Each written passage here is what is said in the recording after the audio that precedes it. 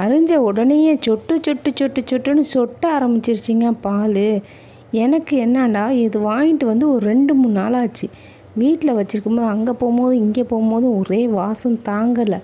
சரி நம்மளும் இந்த அறுத்து சாப்பிட்ருவோம் அப்படின்னு சொல்லிட்டு நானும் அறுக்கிறதுக்கு ட்ரை பண்ணேன். கொஞ்சோன்னு அறுத்தோடனே பால் சொட்ட ஆரம்பிச்சிருச்சு. சொட்ட ஆரம்பித்தோடனே சரி 2ஆக கீறி நம்ம வகுந்து பார்ப்போம் அப்படின்னு சொல்லிட்டு 2ஆக கீறி வகுந்து பார்த்தா என்னாட்டி வகுந்து பார்க்கவே முடியலை. அவ்வளோ அது அழுத்தமாக இருந்துச்சு. ஒரு ஆளால் பிக்க முடியாது போல இருக்குது இந்த பழத்தை. சரி வெயிட் பண்ணி பார்ப்போன்னு சொல்லிட்டு வெயிட் பண்ணி பார்த்துக்கிட்டு இருந்தேன். எங்கள் வீட்டுக்காரவங்க வந்தாங்க.